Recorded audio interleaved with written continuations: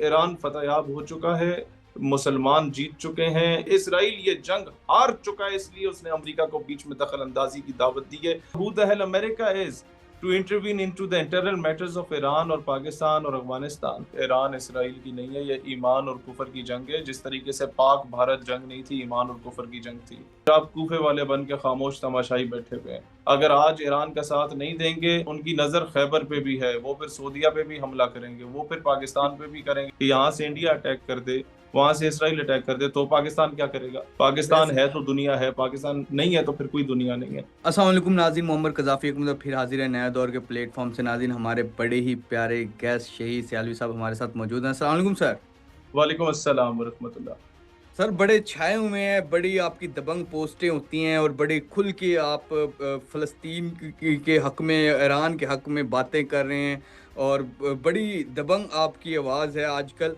Sir, सबसे पहले तो मैं आपसे पूछना चाहूँगा कि जो इसराइल ने अटैक किया उसके बाद जो ईरान का जवाब था वो कैसा था? और ओवरऑल आप इस जंग को कैसे देख रहे हैं? ये ख़त्म होगी या लॉन्ग टर्म चलेगी और क्या नतीजा निकलेगा? देखिए मोमिर भाई, सबसे पहले तो एक तरफ दुनिया का सबसे बड़ा दहशतगर्द इसराइल मौजूद है, हुँ, और उसका जन्म देने वाला, जो नाजायज बच्चा जन्म दिया था, वो अमेरिका खुद मौजूद है। हुँ, पूरी दुनिया के सबसे बड़े बड़े फने खान, सुपर पावर्स और दहशतगर्द उसके साथ अलल ऐलान खड़े हैं। दूसरी हुँ, तरफ ईरान अकेला खड़ा है। और इस वक्त मैं आपको एक चीज़ कैटेगोरिकली बताना चाहता हूँ कि ये जंग ईरान इसराइल की नहीं है, ये ईमान और कुफर की जंग है। जिस तरीके से पाक भारत जंग नहीं थी, ईमान और कुफर की जंग थी। इस हुँ, हुँ, जंग में ये दुनिया ने फैसला करना है कि आप लोग हुसैनियत की तरफ खड़े हैं या यजीदियत की तरफ खड़े हैं, या फिर आप कूफे वाले बन के खामोश तमाशाई बैठे हुए हैं। ये फैसला खुद करना है। किसी ने बड़ी अच्छी बात की थी कि 1400 साल से हम लोग कूफियों को तो गालियां दे रहे थे, लेकिन अब जाके अंदाजा हुआ है कि इमाम हुसैन अलैहिस्सलाम के साथ खड़ा होना कितना मुश्किल वक्त है, कितना हुँ, मुश्किल काम है। हुँ, फलस्तीन के हक में जो लोग जदोजहद कर रहे हैं, may it be the people of Ansarullah, may it be the people of Hamas, may it be the people of Hezbollah, may it be Iran and may it be anyone else, वो जो प्रैक्टिकली काम कर रहे हैं, यूं तो पूरी दुनिया फलस्तीन के हक में, हम समेत जो है वो ट्वीट भी करते हैं, एहतजाज भी करते हैं। इससे उनकी सेहत पे कोई फर्क नहीं पड़ता। फ्रेंकली हुँ, स्पीकिंग, अगर कोई मुझसे पूछे आपने क्या किया फलस्तीन के लिए, तो हम बहुत शर्मिंदा हैं। हम हुँ, यकीनन हमारे गिरबान पकड़े जाएंगे बरोज़े हशर। अल्लाह बचाए उस वक्त से, अल्लाह बचाए उस दिन से, हम प्रैक्टिकली कुछ कर लें उम्मत के लिए, अल्लाह करे ऐसा हो। लेकिन अगर ईरान ये जंग लड़ रहा है, तो मैं समझता हूँ दुनिया के मुसलमानों को कूफे का किरदार अदा नहीं करना चाहिए, प्रैक्टिकली ईरान के साथ खड़ा हो जाना चाहिए। अगर आज ईरान का साथ नहीं देंगे, मार्क माई वर्ड्स, उनकी नज़र खैबर पे भी है, वो फिर सऊदीया पे भी हमला करेंगे, वो फिर पाकिस्तान पे भी करेंगे। हमारी तो रेड लाइन यहाँ पे आके ख़त्म हो जाती है। इसके बाद तो ईरान के बाद पाकिस्तान ही है। इराक उन्होंने तबाह किया, शाम उन्होंने तबाह किया, लेबनान उन्होंने तबाह किया, फ़लस्तीन उन्होंने तबाह किया। पूरा जो मिडल ईस्ट है वो तबाह कर चुके हैं, पीछे हम ही रहते हैं सिर्फ। तो इससे पहले कि वो इस तरफ आए, जिस तरीके से आपने अमेरिका के गरूर को अफगानिस्तान में खाक में मिलाया था इनडायरेक्टली, आपने उससे पहले एक और सुपर पावर के गरूर को खाक में मिलाया और 6 मुस्लिम ममालिक उसमें से जन्म ली। मैं समझता हूँ कि अब भी बाय हुक और क्रुक आप फ्रंट लाइन पे आके खेलें या बैक एंड पे बैठ के खेलें, लेकिन अपना रोल वही प्ले करें जो माजी में हम लोगों ने प्रैक्टिकली प्ले किया था। और इनके हुँ। गरूर को खाक में मिलाना इंतहाई ज़रूरी है। ईरान इसराइल जंग को ईरान के अंदर ही दफन कर लेना चाहिए, इससे पहले कि उसका रुख पाकिस्तान की तरफ हो।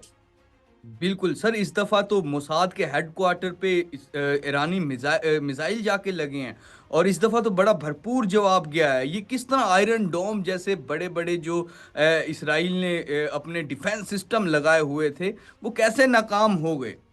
देखिए, इकबाल ने कहा था, काफिर है तो शमशीर पे करता है भरोसा, मोमिन है तो बेतैख भी लड़ता है सिपाही। बात यह है कि जब ईरानी सुप्रीम लीडर से कहा गया कि हम तुम्हें नेस्तो नाबूद कर देंगे और तुम्हारी नस्ल मिट जाएगी, ईरान तबाह हो जाएगा, तो उसने बड़ी खूबसूरत बात की थी। मी बीइंग अ सुन्नी, मैं उस बात को बड़ा एडमायर करता हूँ जो उसने जवाब दिया। उन्होंने कहा कि अगर हमने ख़त्म होना होता तो हम करबला में ख़त्म हो चुके होते। हुँ, हुँ। रज़ाफ़ी साहब, ये बहुत बड़ा जुमला है, हुँ, हुँ। बहुत बड़ा जुमला है। I wish to listen these words from the leadership of Pakistan. I wish to listen these words from the leadership of entire Muslim Ummah, कि हुँ, हम लोग अल्लाह पे तवक्कल करते हैं, उससे भीख मांगते हैं, उसके आगे झुकते हैं, उसके आगे गिड़गिड़ा के दुआ करते हैं, उसके अलावा किसी के बाप से नहीं डरते। जिस बिल्कुल। दिन आप ये फैसला कर लें, दुनिया खुद ही घुटनों पे आ जाती है। इसराइल ये जंग हार चुका है, इसलिए उसने अमेरिका को बीच में दखल अंदाजी की दावत दी है। इसराइल ये जंग हार चुका है। एक ईरानी ऐसा नहीं है जिसने अपना मुल्क छोड़ा हो। 50,000 इसराइली कारोबारी शख्सियात जो हैं वो ग्रीस पहुंच चुकी हैं, यूनान में पहुंच चुकी हैं। अमेरिका ने स्पेशल फ्लाइट ऑपरेशन शुरू कर दिया है कि इसराइल के सिटीजन्स को वहां से निकाल रहा है और लेके जा रहा है, ताकि खाली इसराइल और सिर्फ मिलिट्री इंस्टॉलेशन हो, वहां से बस इस ईरान पे अटैक किया जाए।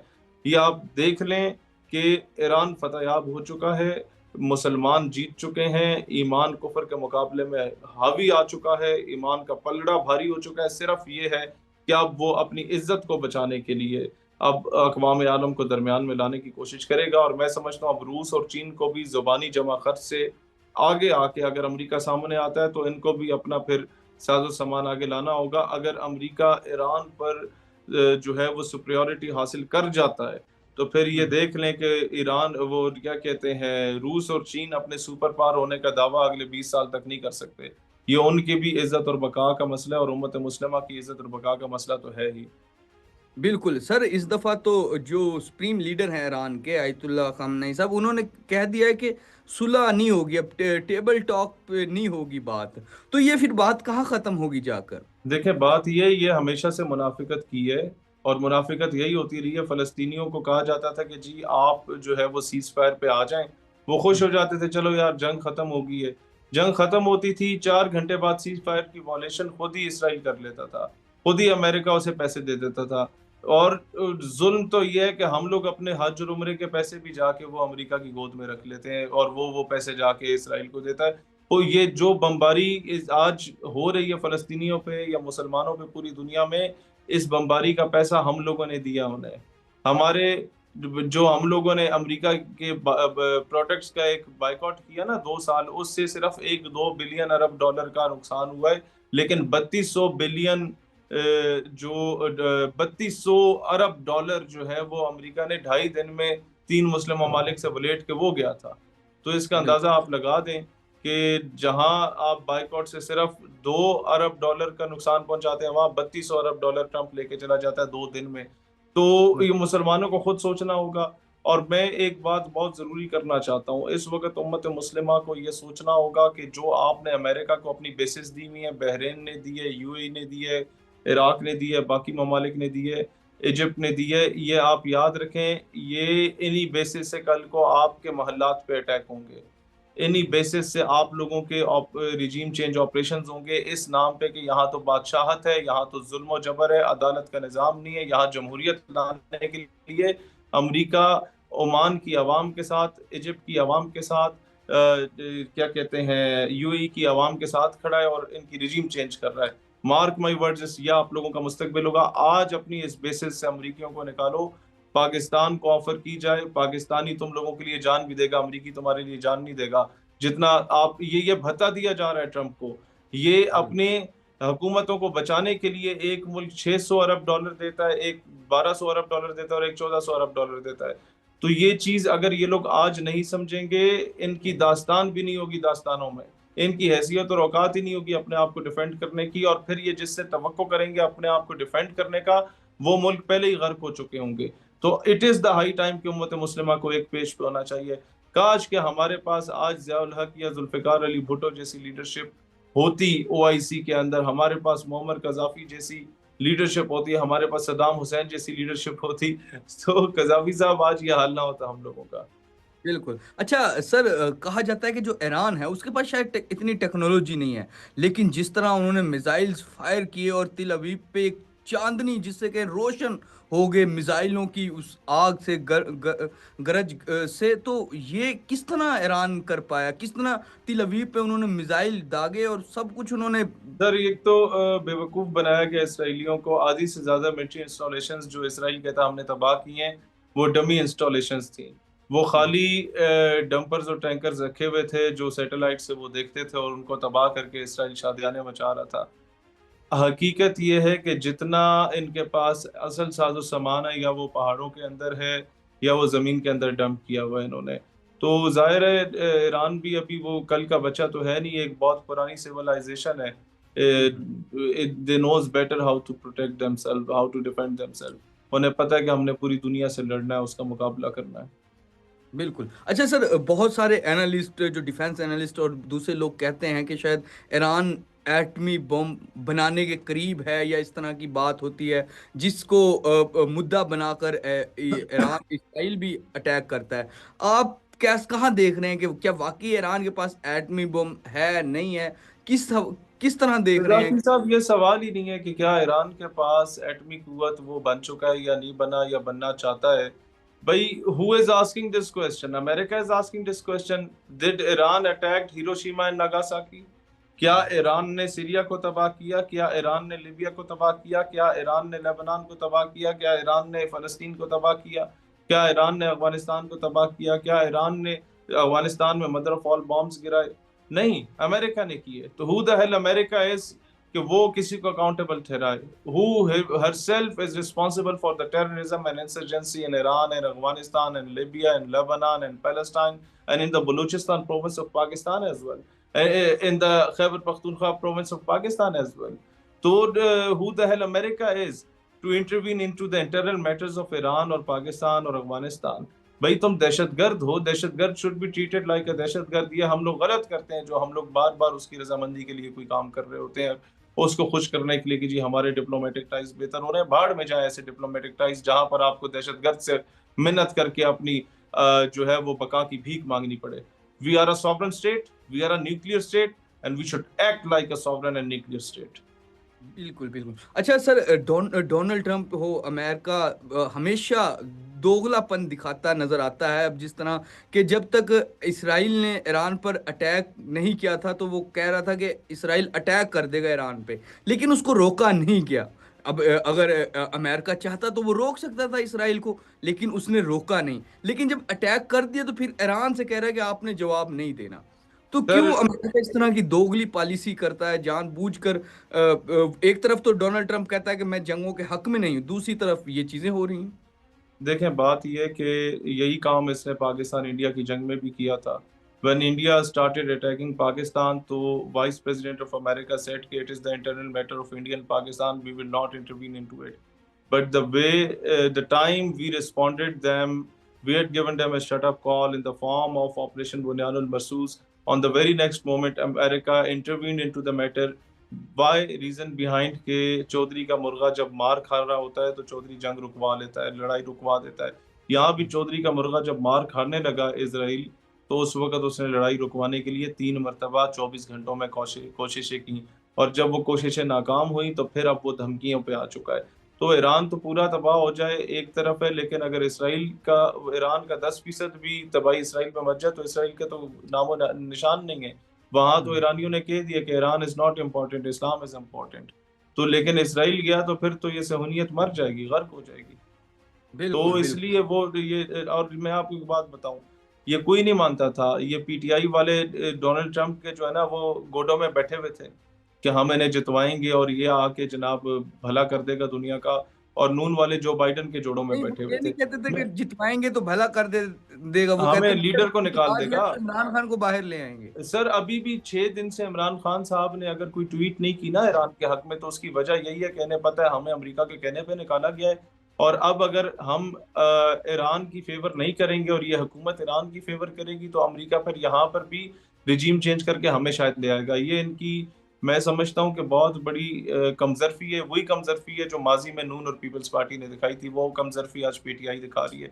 बट आई मस्ट से कि जब इलेक्शन हो रहे थे अमेरिका में, तो एक पार्टी पीटीआई ट्रंप की हमायत कर रही थी, दो जमातें जो हैं वो बाइडन की हमायत कर रही थी।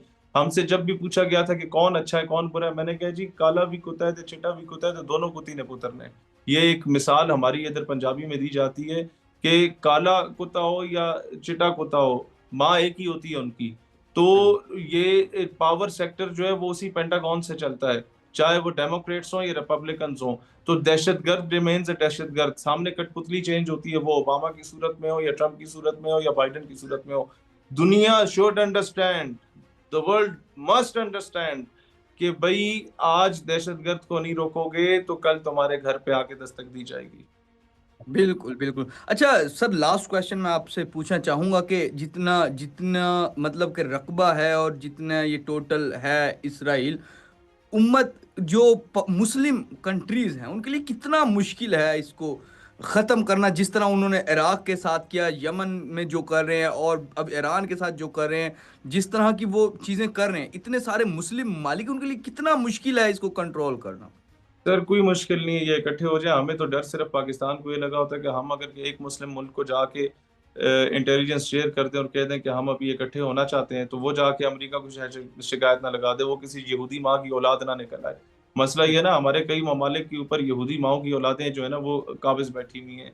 It's very unfortunate. बड़े बड़े ममालिक के ऊपर जो इस्लाम के सरताज बने फिर रहे हैं, उनके ऊपर भी यही हाल है।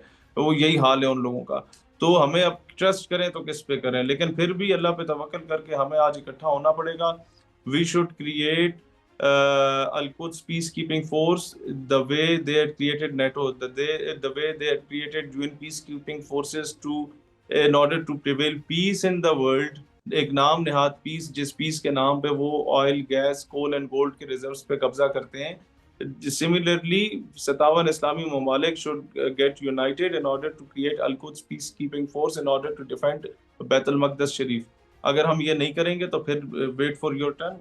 कल ये है तो आज ये है। हम हमारे ऊपर तो आज भी मोदी कहता है कि ऑपरेशन सिंदूर खत्म नहीं हुआ। तो वो अभी आपसे पहले मैं एक इंटरव्यू दे रहा था, मुझसे यही सवाल हुआ कि यहाँ से इंडिया अटैक कर दे, वहां से इसराइल अटैक कर दे, तो पाकिस्तान क्या करेगा? तो हम शुरू में तो एक दो दिन अपने आप के डिफेंड करने में जो जहाज इधर आएंगे उनको ही मारेंगे, रिस्पॉन्ड शायद ना करें।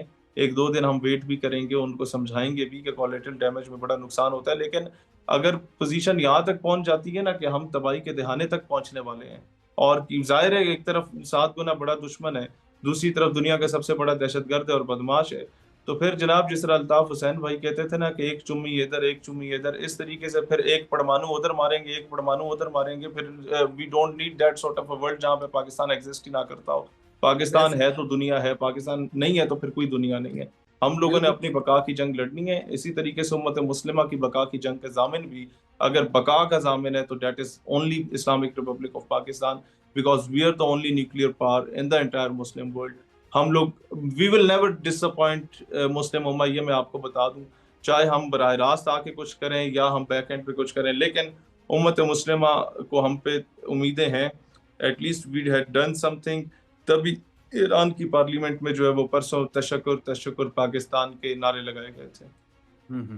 बिल्कुल नाज़रीन, जिस तरह के हमें तमाम जितने इस्लामिक मालिक हैं हमें एक होना चाहिए और एक प्लेटफॉर्म पे आके इसराइल को जवाब देना चाहिए। और जो भी ईरान से बात, अगर आगे यही कहा जा रहा है कि अगर ईरान तक बात नहीं रुकी तो ये पाकिस्तान पर भी आएगी। और इस हमारी लिए बेहतरी यही है कि हम पहले इस चीज़ को समझ जाएं और हम अपनी तैयारी भी पूरी रखें। और इंशाल्लाह अगर इसराइल कोई ऐसी हरकत पाकिस्तान की तरफ करेगा तो फिर उसका भी इंडिया वाला ही हाल होगा। फिलहाल के लिए नया दौर से मोहम्मद कज़ाफ़ी को और शहीद सियालवी साहब को इजाज़त दीजिए। खुदा हाफिज़।